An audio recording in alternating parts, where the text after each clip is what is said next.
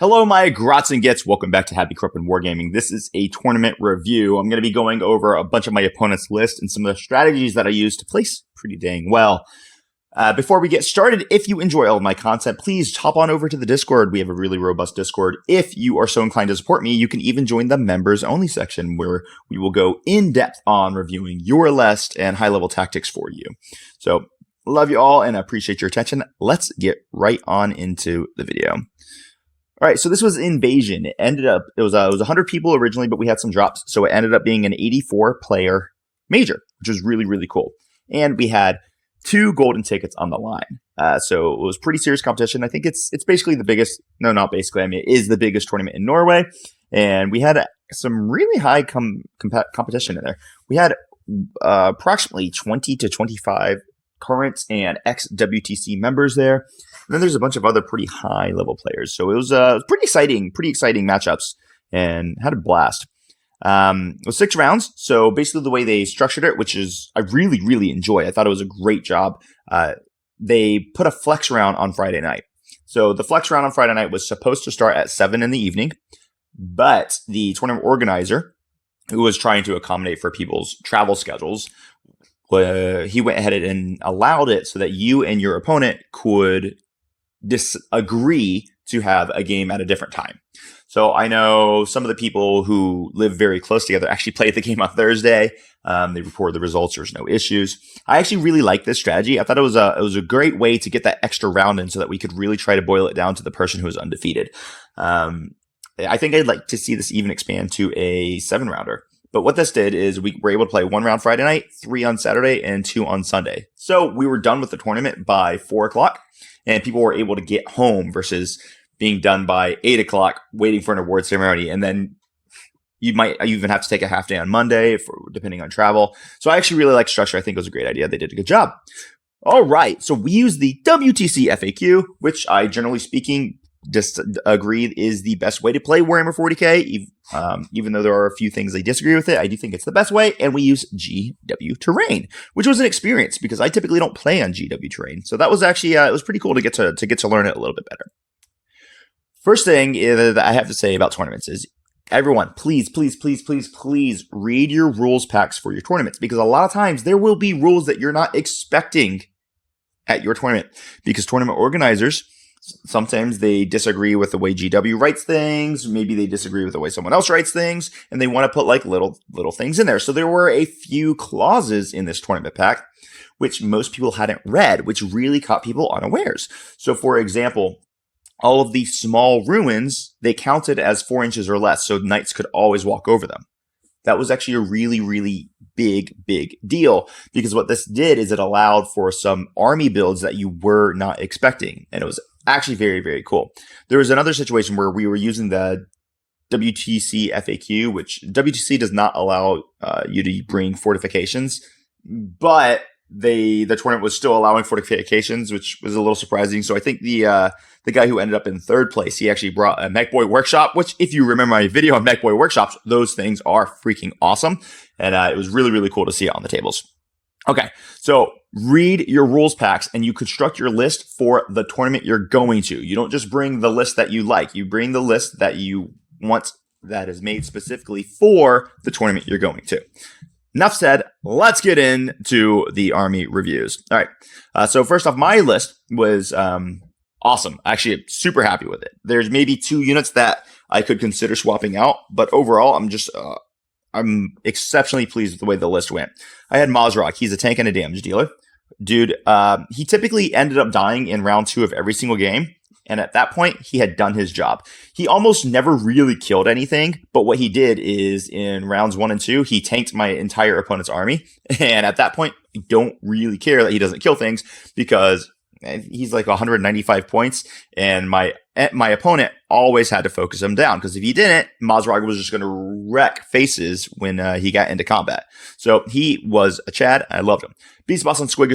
This guy was really useful because he's almost as tanky as Mazrog.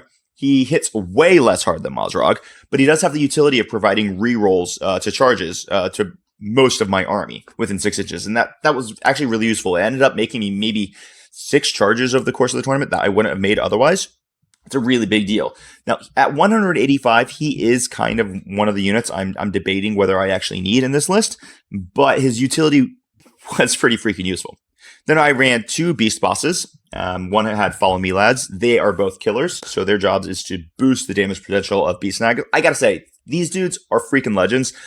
Even with the dramatic 20% points increase on them, I'm honestly debating running a third because holy crap, they slapped so hard. Then I ran 2 war bosses. One had Cunning but Brutal, and one was Bare Bones. So they were killers and defenders, meaning they boosted the damage and offensive profile of the units they were attached to. I'm probably going to remove Cunning but Brutal from here and put that on one of the beast bosses. Then we ran a Naba Smasher Squig with Edawap's Kill Choppa. Never going to change it. It was freaking amazing. Super powerful. He's a killer because he increases the killing potential of his unit by adding +1 to hit. Not to mention he's got that Dev Wounds / anti-vehicle monster 4-up, which is nuts. Then obviously I was running 2 Beast Snagger units. Each one was led by a Beast Boss. I had 2 Knob units. One was a big Knob squad with Power Claws that ran with the dude who had Cunning but Brutal. But like I said, I'm probably going to remove Cunning but Brutal. And then you had the 5-man Knob squad. I actually had 4 Big Choppers and 1 Power Claw on this squad. And I actually really kind of liked it, to be honest with you, because it was very, very useful to get that unit in against units that said only had an invuln or only had or had -1 damage. And since they were hitting on better than the Power Claws were, it was actually kind of nice to have that flex. That being said, I also think that might be one of the ones on the chopping block. 1 unit of 10 Gretchens. They were utility, screeners, blah, blah, blah. 1 unit of 6 Squig Hogs. These guys were freaking awesome. I think they kind of carried the game in 2 to 3 different matches. 1 unit of Death Koptas, which everyone's been giving me crap about bringing Death Koptas. Guys, these dudes were legends. They did such amazing work. I had 2 matches where they were kind of useless and 4 where they were freaking champions. Then we had Storm Boys. 1 unit of 5 Storm Boys. These guys, they were rapid responses. They were doing secondaries. They did their things. I tend to find I don't use Storm Boys really intelligently, and I think that's just a player thing on my part. I'm not doing a good job of utilizing the Storm Boys appropriately, so I need to work on that. And then 4 trucks. People were asking me, am I worried about giving up Assassinate and Fixed? Guys, no. I am not worried about giving up Assassinate and Fixed. This edition, 10th edition, is one on primary. So my list is kind of built to just kill my enemy. I go in and I kill my enemy, and then I score primary. My list is good at flexibly scoring secondary. So I don't care about giving up secondaries. If my opponent really wants to screw me over and they want to go bring it down and assassinate, 1, that's stupid because I'm going to kill the models that they are going to hoping that they're going to use to kill my characters. 2, it's stupid because I don't have to use my trucks. I can actually just disembark all of my models from my trucks turn 1 and then move my trucks back and just use them for screening purposes so you never kill them. It's a mistake to choose bring it down against me, but many opponents wanted to do it. So it was a little bit of a trap I set. Everyone's all worried about giving up secondaries. I don't really care about giving up secondaries because this game is won on primary, not on secondaries. Let's talk about the very first matchup. The very first matchup, this was against Emil. And so we were playing against Custodes, and Emil was awesome. He's a super, super great opponent. I'm actually really trying to encourage him to try out for the WTC team. Because he's got some raw skills that are pretty dang impressive, but we need to like cultivate it a little bit. When I played Emil, what I've really noticed was that he's almost certainly going to be the best player in his friend group. And after we spoke, he had kind of confirmed that. And it was awesome to get to play him. And the reason why this was a crushing defeat or a crushing win for the Orcs is because, as you guys know, I'm the Happy Crumper. I run the Adeptus Custodes, so I'm going to beat Custodes. I know how Custodes work like the back of my hand. And what I was able to do is I was able to take advantage of a few small mistakes that the typical players Emil might be playing would never notice. And so when I was able to show him this, I think that really helped him grow his skill a lot. And I just had an absolute blast playing against Emil. One quick note about this. Def Koptas are amazing in Orcs against Custodes because my Def Koptas, with that blast and the twin linked, they're going to get 2 shots each, generally speaking, against maybe a 5-man brick, which means they're going to get 9 shots, which means they're going to get 3 hits. And then all 3 of those hits should generally wound simply because you get to re-roll the wound rolls with the twin linked, which is a really big deal. People always forget about twin linked on the rocket launches for the Def Koptas. And He fails 1, that kills 1 Warden. That's 55 points. That's over half of the Death Copter's cost. He fails 2, that's 110 points. That is over the Death Copter's cost. Every now and then they might roll bad saves, and you're gonna lose 3 in a round. My Death Copters killed 4 Wardens this game, and then they scored Investigate Signals, and they scored a Cleanse. And when they scored a Cleanse, they also got me a primary. So it's like Death Copters were total legends for 100 points. I freaking love them. All right, let's talk about the next round. The next round, this was actually a huge upset. So I was probably one of the favored going into this tournament to actually take the whole thing. And so in round 2, I played against the Thousand Suns. This was Lassa. And you'll actually see him on the channel here in a little bit. Lassa is a great player. He was actually one of our coaches for the WTC. And he took this win. I got to be honest with everyone. I am so freaking proud of him. He played his heart out, and he absolutely crushed it. When we deployed on this mission, this was Scorched Earth, so where we were burning the objectives.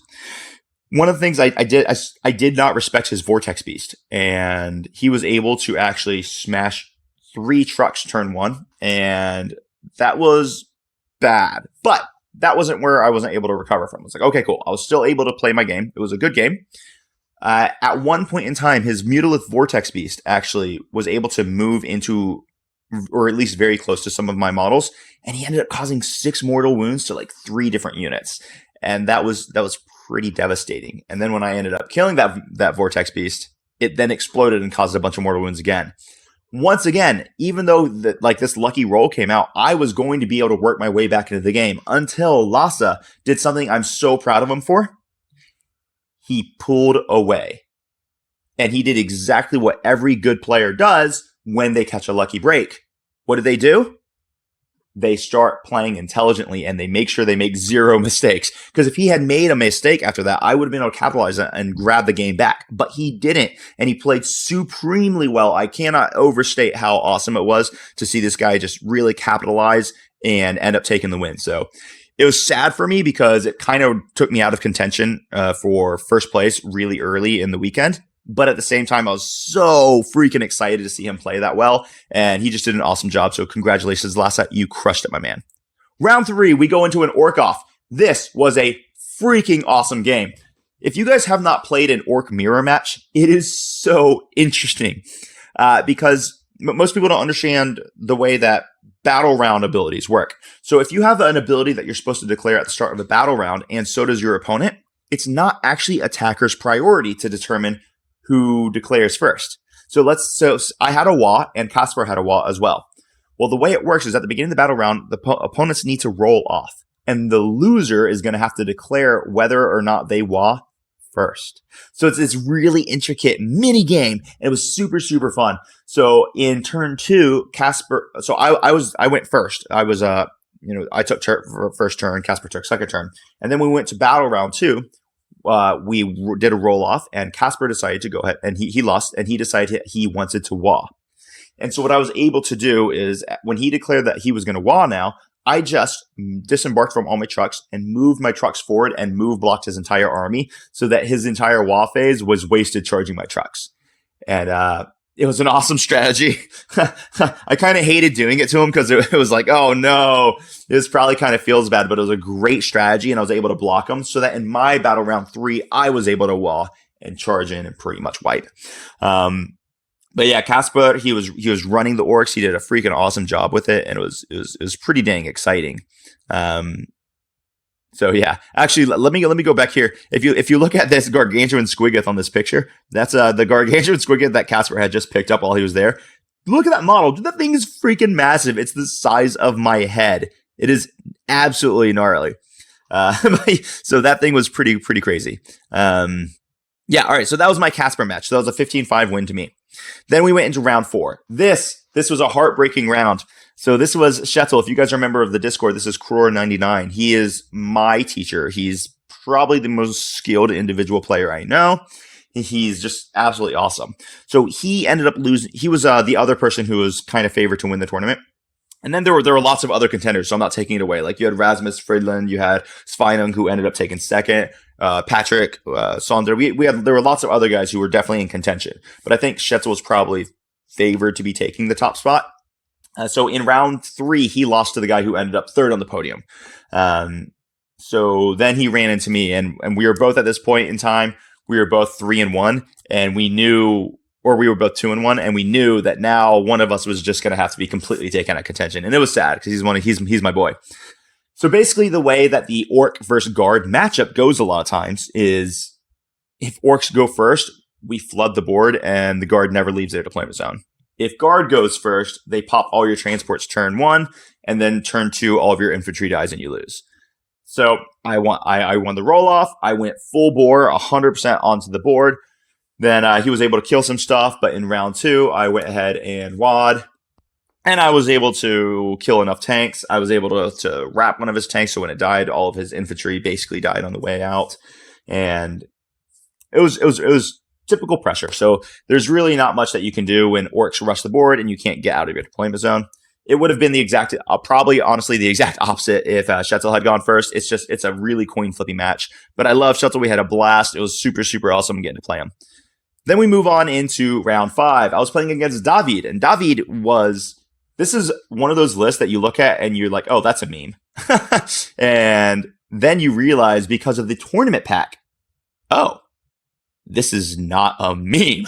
So basically what happens here is in the tournament pack for Invasion, players were allowed to move terrain if they could not place their models appropriately. So massive models like monoliths, you just move terrain. It was an interesting little ruling. I've seen some other tournaments that do this as well, and I understand the intention of it. But what it does is it allows for skew lists like this to move and to crush. So he had the Hexmark, the Technomancer with the Sovereign Corona, which is the thing that's always going to be giving +1 to hit. Silent King, 3x3 scripts for like screening, a Spider, because the Spider gives the Feel No Pain up to monoliths, and when you get a massive model like a monolith with a Feel No Pain, it can actually become quite a problem to kill, because they're going to get reanimation protocols, and then that Technomancer is also going to be healing them. So they're going to be smashing lots and lots of shooting, and their melee is actually not bad. And at this point in time, David had actually been really smashing people. I think this was round 5, and he was 4-1 at this point in time, and so was I. Or no, 3-1. So we were both 3-1 at this time.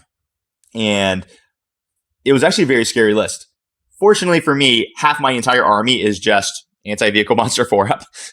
I had a beast boss run in. I spent a CP to give them exploding 5s. They get to reroll hit rolls so I could fish for those 5s. The beast boss dealt 16 devastating wounds to the monolith in a single activation by himself. This was a horrible matchup for him. There's basically no way he would ever be able to win this matchup.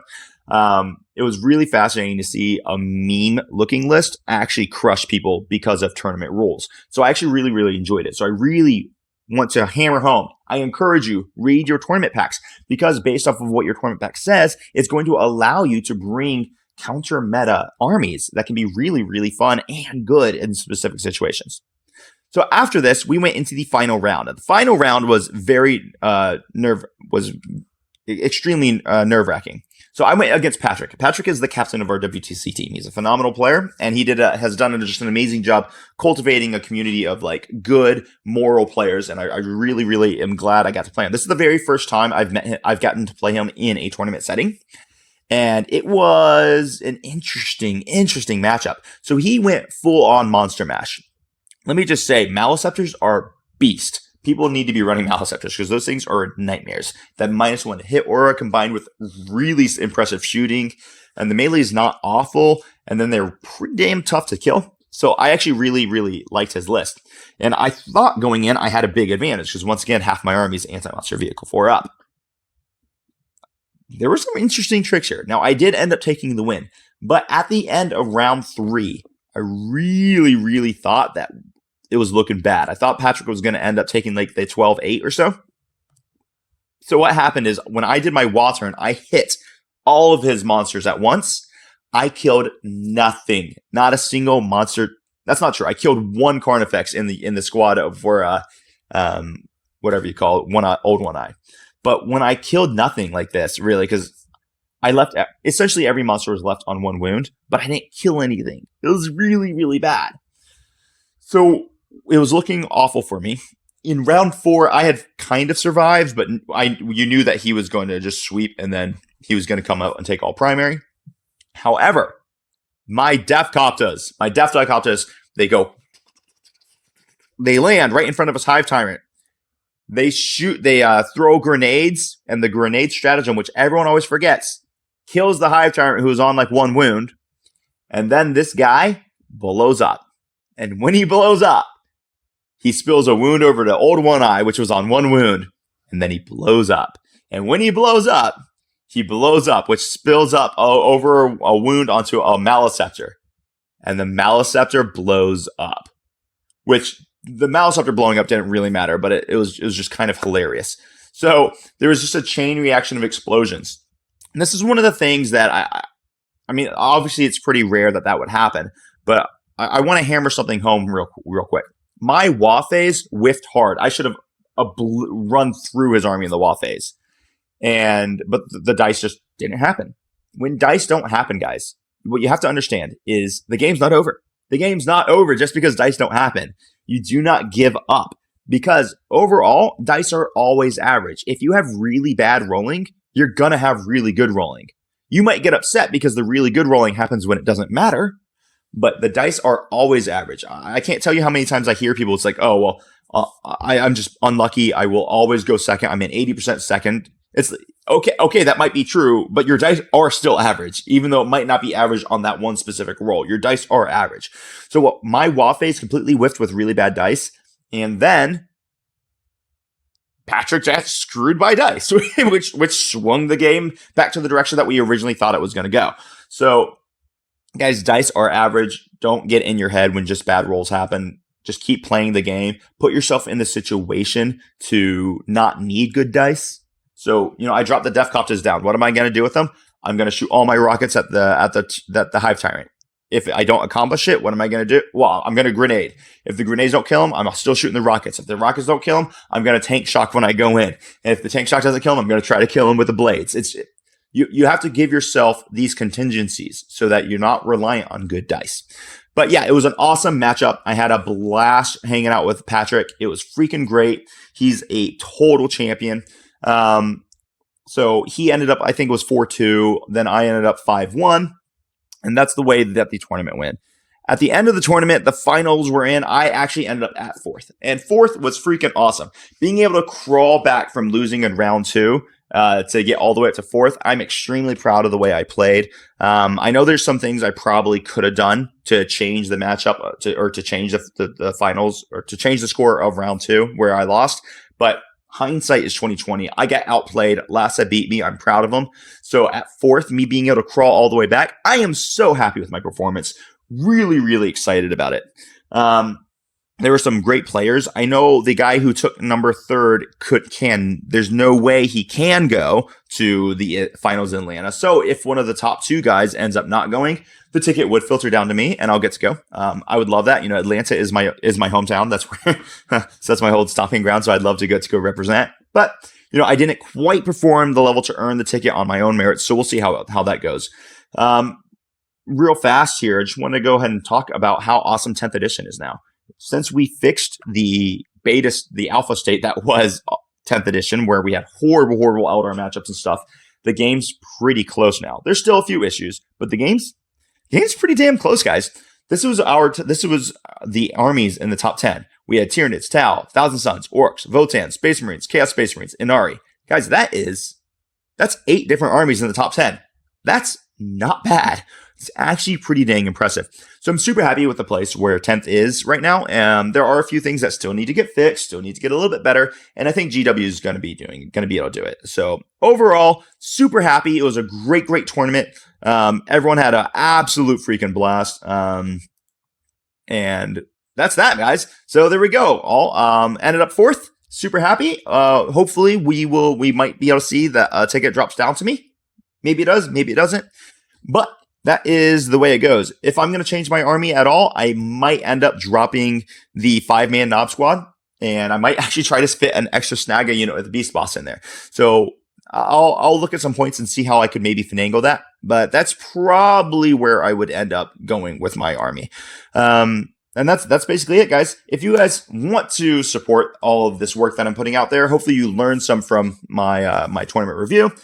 I have a coffee link that I'll post in the description down below. You can always financially support me there. You can also become a member of the Discord. And when you're a member of the Discord, what's going to happen is you get access to the members only area where we have pairings, where we have individual armies channels where we'll go in depth on tactics. I'll actually be reviewing army lists that get posted there. The only way to get on one of my teaching streams is to be a member of the Discord, not part of the free Discord, but a member. I love all you guys in the free Discord too, but guys got to make a living. So if you want to support me, you can sign up through the coffee link. Otherwise, just hop on in the Discord.